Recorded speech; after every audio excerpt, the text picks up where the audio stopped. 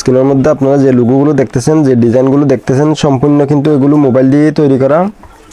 মোবাইলের মধ্যে আপনারাও বানাইতে পারবেন আপনাদের প্রোফাইল পিকচারের জন্য, ব্যানার থাম্বনেল, এবং যে কোনো প্রতিষ্ঠান বা যে কোনো বিজনেসের জন্য আপনাদের যদি লোগো বানানোর ইচ্ছে থাকে তাহলে আপনাদের জন্য এই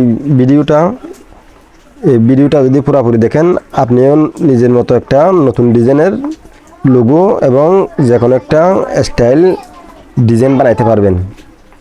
তাহলে এই লোগোটা আমি কোন অ্যাপ দিয়ে বানাইছি, এটা বেশি কিছু না, এই পিক্সেল ল্যাব অ্যাপ যেটা দেখতেছেন, এই পিক্সেল ল্যাব অ্যাপ দিয়ে তৈরি করছি। এগুলো সিম্পল একটা কাজ, আপনারাও পারবেন। এই যে শুরুতে পিক্সেল ল্যাবে ক্লিক করবেন, ক্লিক করার পরে এরকম নতুন একটা প্রজেক্ট নেবেন।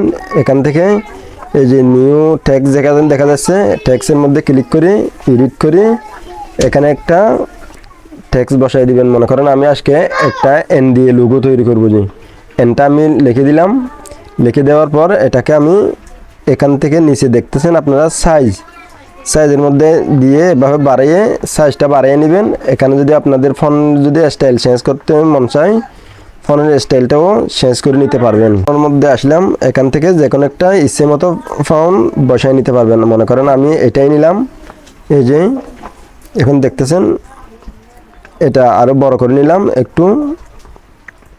তাহলে এখন এটার মধ্যে এইদিকে টান দিয়ে আসলে আপনারা এই যে স্ট্রোক দেখতেছেন, এটা এনেবল করে দিবেন। এনেবল করে দেওয়ার পর এখানে কালার দিবেন, যে কালোটা দেওয়ার পর এখান থেকে যে স্ট্রোক ওয়াইডটা বাড়িয়ে দিবেন কোন পর্যন্ত বাড়াবেন আপনাদের ইচ্ছে মতো। মনে করেন আমি এই যে 50 মতো বাড়াইলাম, আমি 50 মধ্যে রাখে দিলাম। স্ট্রোকটা 50 দিবেন, যে এটা দিলাম। এটা দেওয়ার পর এখন এটা হয়েছে, এটার মধ্যে এখান থেকে ক্লিক করি, এখানে ক্লিক করি লক দিয়ে দিবেন, এটা লক করে রাখবেন থাক এটা। এখন এই যে নিচে যে মাঝখানে যে একটা অপশন দেখা যাইতেছে, এখানে ক্লিক করবেন। এখানে যে শেপস একটা অপশন আছে, এখানে শেপের মধ্যে ক্লিক করি, এই যে শেপের আবার এখানে যে একটা অপশন দেখা যাচ্ছে, এখান থেকে শেপের ডিজাইনগুলো দেখতে পাবেন আপনারা। এখান থেকে আমি গোলাকারের একটা শেপ নিব। এটা নেওয়ার পর এটাকে এখান থেকে কপি করব। এই যে এটা কপি করে নিলাম, এই যে নিচে কপি অপশন দেখা যাচ্ছে, যে এখান থেকে কপি করে নিলাম। তাহলে আগের যে এখানে কিন্তু দুইটা লেয়ার হয়ে গেছে, নিচের লেয়ারটাতে ক্লিক করে এটা কালো করবেন। এটাকে কালার দিবেন, কালার নিচে খুঁজে দেখলে আপনারা পাবেন। এই যে কালার দিব, যে আমি কালো দেওয়ার পর এটাকে একটু জুম করব, একটু বড় করব। এই যে এটা এখন আগের সাদাটা এই যে মাঝখান বরাবর বসাই দিব, এটা একটুখানি ছোটো করবো।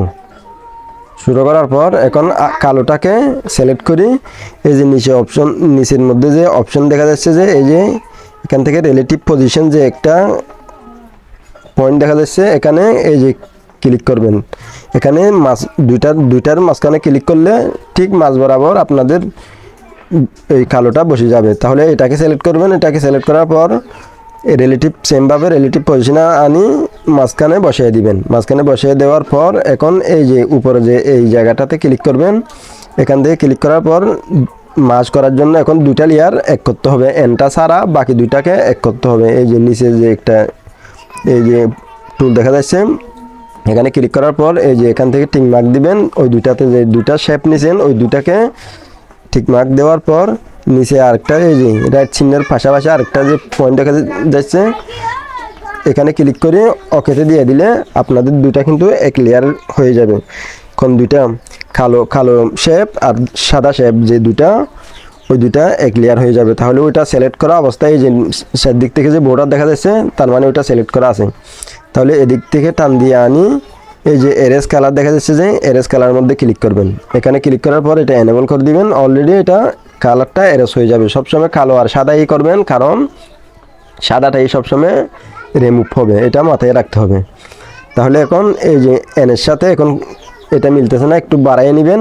বড় করলে এনটা মাঝখানে যাতে বসাইতে পারেন, মাঝখানে বসানোর পরেও যাতে একটু ফাঁকা থাকে, ওইভাবে আমি বসাবো।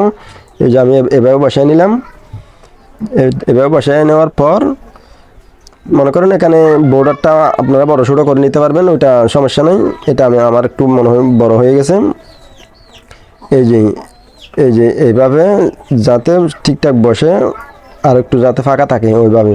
এখন এটাকে সিলেক্ট করি, তাহলে সেম আগের মতো। এটা কিন্তু আপনারা হাত দিয়ে এইভাবে মাঝখানে বসাতে চাইলে কিন্তু মাঝখানে বসবে না, কোন জায়গাটা মাঝখানে হয়েছে এটা কেউ বুঝতে পারবে না। এই জন্য রিলেটিভ পজিশনের মধ্যে এই যে এখানে যে দুইটা 6টা অপশান দেখা যাচ্ছে, আপনারা দেখলেই বুঝতে পারবেন। মাঝখানে দুইটাতে ক্লিক করি, মাঝ বরাবর বসাই নেবেন। মাঝ বরাবর বসাই নেওয়ার পর এটাকে লক করে দিবেন, এই এনটাকে আনলক করবেন। এনটাকে আনলক করার পর এনটাকে সিলেক্ট করবেন। এনটাকে সিলেক্ট করার পর এটাকেও রিলেটিভ পজিশনে দিয়ে মাঝ বরাবর বসাই নেবেন। মাঝ বরাবর বসাই নেওয়ার পর এনটা একটু নিচে চলে আসবে বেশি রিলেটিভ পজিশনে বসালেও। এরপরে এখানে যে একটা পজিশন নামের একটা অপশান দেখা যাচ্ছে, এই পজিশনের মধ্যে ক্লিক করবেন। এখান থেকে পিক্সেল এগুলো বাড়াই দিলে বেশি স্পেস পাবে, ছোট করলে কম স্পেস পাবে। তাহলে আমি একটা আস্তে আস্তে এই যে উপরের দিকে যে আইকন দেখা যাচ্ছে এইভাবে আর একটু উপরে তুলে নিলাম। এই যে এখন তুলে নেওয়া হয়ে গেছে। এখন এটাকেও আমি লক করে রাখবো, দুইটাকে লক করে রাখলাম। লক করে রাখার পর এখন আমি এই যে মাঝখানের অপশানটাতে আসবো, এখান থেকে শেপ নিব। এই যে শেপ নিলাম, সাদাই নিলাম, সাইকনারি নিলাম। তাহলে এখান থেকে শেপটা এইভাবে ছোটো করে আমি এই যে আর একটু ছোটো করে নিব। এই যে এই বরাবর বসাই দিব। এই জায়গাটা আমি এই বর্ডার এবং এন দুটা কাটবো, এই জন্য এই বরাবর বসাই নিলাম। বসাই নেওয়ার পর এটাকে এখান থেকে নিচে কপি অপশন দেখা যাচ্ছে, কপি করবেন। কপি করার পর এটা এই জায়গাটাতেও সেমভাবে বসাই দিব। এটা যদি ঠিকঠাকভাবে না বসে তাহলে আপনারা আরেকটা কাজ করতে পারেন, যেটা সিলেক্ট করবেন। সিলেক্ট করার পরে এই যে নিচে যে পজিশন দেখা যাচ্ছে, পজিশনের মধ্যে ক্লিক করি আস্তে ধীরে এইভাবে এদিক সেদিক ঘুরাই নিতে পারবেন আপনারা, মানে সরাই নিতে পারবেন। তাহলে এটা মনে হয় আমার আরেকটু উঠানো লাগবে। এটাকে আমি এই পজিশনে ক্লিক করলাম, এখান থেকে পিক্সেল কমিয়ে দিলাম। কমিয়ে দেওয়ার পরে উপরের দিকে একটু ক্লিক করলাম, উপরে উঠছি। তাহলে এতটুকু আমি রাখবো। তাহলে এটাকে এই দুইটাকে এখন লক করে রাখবেন।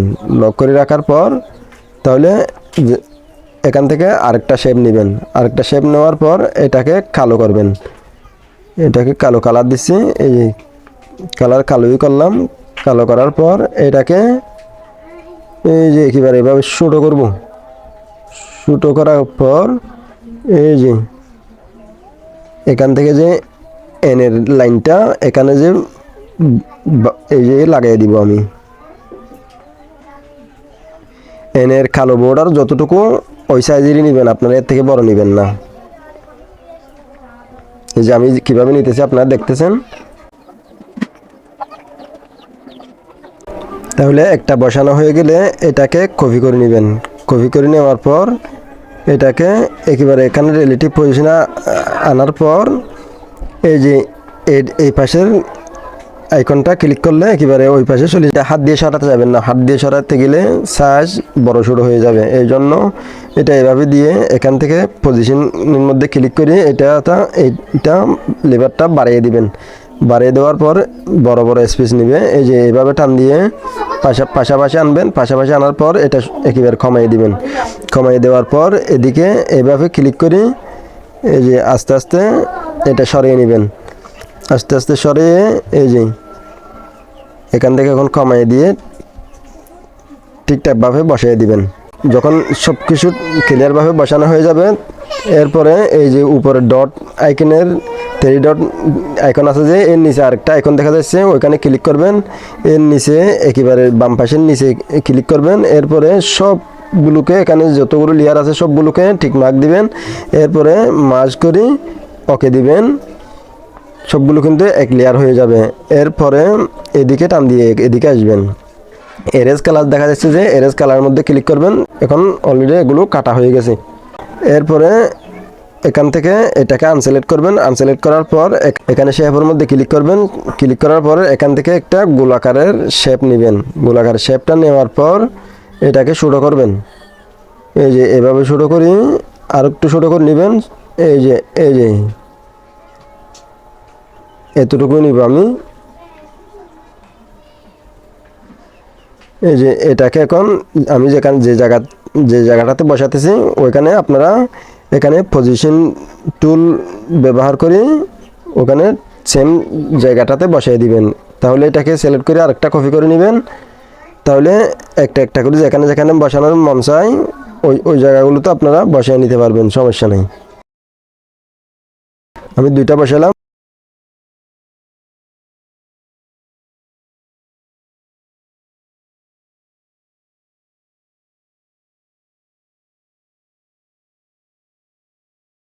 সবগুলো কালো কালার দেওয়া হয়ে গেলে এই যে এখান থেকে আবার এই সবগুলোকে এক লেয়ার করবেন। আবার কিভাবে লেয়ার করবেন এটা আপনাদেরকে দেখাইছি। এই যে এভাবে এখানে ক্লিক করে সবগুলোকে টিক মার্ক করবেন।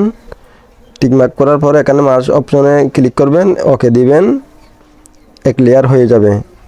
তাহলে এখন এগুলোর মধ্যে আমি এখন আপনাদের কিন্তু ডিজাইন করা কমপ্লিট। এই যে সবটা এক হয়ে গেছে। এখন এটার মধ্যে আপনারা এই যে কালার অপশনে আসার পর এভাবে কালার দিতে পারেন। এই যে এখান থেকে অনেকগুলো কালার আছে, এখানে এইগুলো কালার কিন্তু এইভাবে দিতে পারেন।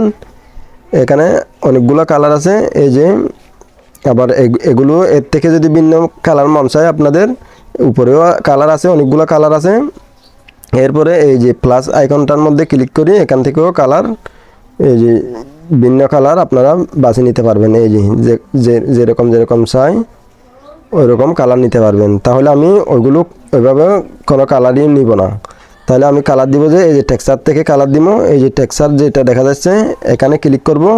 ক্লিক করার পরে টেক্সচার থেকে কালার দেওয়া মানে আপনাদের পিকচার থেকে কালার দেওয়া। তাহলে এটার মধ্যে আমি এই গোল কালার দিব। এখান থেকে ক্লিক করব। এখানে ক্লিক করার পর এই যে এদিকে টান দিয়ে যাব আমি। এই যে এখানে গোল্ডেন কালার, সোনার কালার দেখা যাচ্ছে। এখান থেকে আমি এই যে মাঝখানের এই কালারটা আমি নিব। এই যে এখান থেকে এই কালারটা সিলেক্ট করব, এখানে ক্লিক করব। এখন কিন্তু আমার ওই কালারটা কিন্তু অলরেডি এই যে দেখা যাচ্ছে এখানে চলে আসছে। তাহলে এখন এদিকে যাব। এদিকে যাওয়ার পর 3D শেপের মধ্যে ক্লিক করব। এই যে এখন এখানে কিন্তু বাঙ্গাচোটা দেখা যাইতেছে। তাহলে এখানে এই যে এখান থেকে যে দুইটা অপশন দেখা যাবে, এখানে দেন পাশেরটাতে ক্লিক করবেন, তাহলে এরকম হয়ে যাবে। তাহলে এখান থেকে এগুলো কমাই দিবেন। কমাই দিলে কিন্তু এখনও কিন্তু ফাটা ফুটা দেখা যাচ্ছে। এরপরে এদিকে আরেকটা কাজ করবেন। এই যে এখানে একটা যে এনেবল দেখা যাচ্ছে এটাকে ডিসেবল করে দিবেন, এটাকে মানে অফ করে দিবেন। তাহলে এখন কিন্তু আপনাদের এই ছবিটা নিখুঁত দেখা যাচ্ছে। এই যে দেখতেছেন আপনারা। এরপরে এখানে যে এই যে এমবাস যে একটা অপশন আছে এটার মধ্যে ক্লিক করবেন, এটা এনেবল করবেন। এনেবল করার পর এখানে কিন্তু বিভিন্ন এই যে ফাটা সুটা দেখা যাচ্ছে। এটাকে ছবিটাকে আপনাদের লোগোটাকে বড় ছোটো করলে একসময় দেখবেন যে এই যে ঠিক হয়ে গেছে। এই যে দেখতেছেন এখানে কিন্তু আরও অনেকগুলো অপশন আছে। এই যে এখানে আবার এইভাবে টান দিয়ে এখানে টুলগুলো এদিক সেদিক লাড়াচাড়া করলে আপনাদের ডিজাইনগুলো এই যে সবসময় শেষ হইতে থাকবে। যখন আপনাদের ঠিকঠাক মনে হয়, যখন পছন্দ হয় তখন এই যে সেভ করে নেবেন। এখান থেকে দেখেন কত ধরনের ডিজাইন হইতেছে। এই যে একেবারে গোল হয়ে যাচ্ছে। তো এই যে একেবারে এখন দেখেন এই যে একেবারে এখন কীরকম হয়ে গেছে।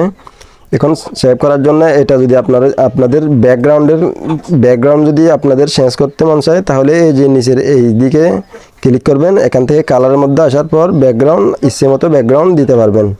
যদি না মন চায়, আপনারা চাইতেছেন একেবারে ব্যাকগ্রাউন্ডই রাখবো না, তাহলে এই যে এখানে যে এই যে আমি যেখানে যেখানে ক্লিক করতেছি এই জায়গাটাতে ক্লিক করলে এখন ব্যাকগ্রাউন্ড ছাড়াই একেবারে সেভ হয়ে যাবে। এই যে বড় ছোটো করলে কিন্তু আপনারা কখন নষ্ট হয়ে যাবে, কখন ঠিক হবে, যখন ঠিক হবে তখন কিন্তু আপনারা এই যে রাখি দিবেন।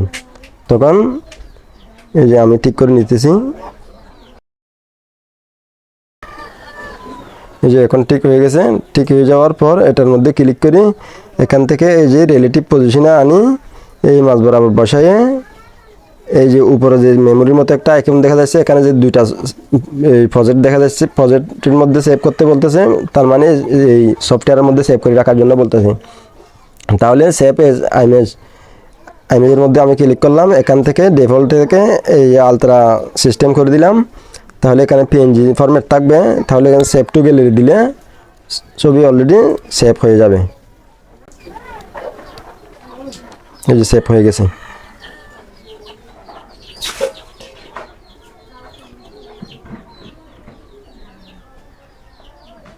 এই যে আপনারা দেখতেছেন এখন সেভ হয়ে গেছে। আমি যেটা করছিলাম ওটা কিন্তু অলরেডি সেভ